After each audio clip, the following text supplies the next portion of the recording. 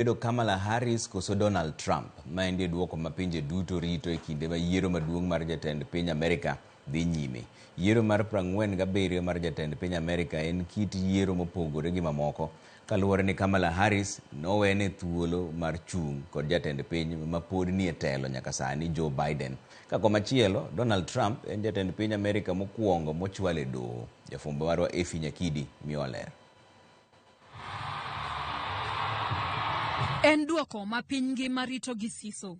Kamala Harris biro bedo jatend piny Amerka ma miyo mokwongo, koso piny Amerka biro duoko jatend piny machon Donald Trump. Kamala Harris, mochung' gi duond bura mar Democratic, nowene thuolo mar chung' gi jatend piny Amerka ma sani Joe Biden, ma bende pod dhi nyime gi tich nyaka kanyo ma jatend piny manyien cham muma kendo kawo apisi ayanga. Hello, beautiful, beautiful North Carolina.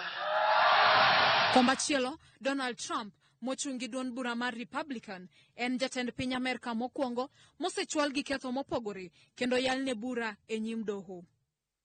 Gino maduong' mabiro yango jal moyombo e yiero ni en pogruok e kind ombulu molut gi jopiny kata popular votes kod ombulu molut gi jogo mowal mar yiero jatend piny kata electoral votes mar ni jal moyombo owinjore oyud ombulu 270 mar jogo mowal.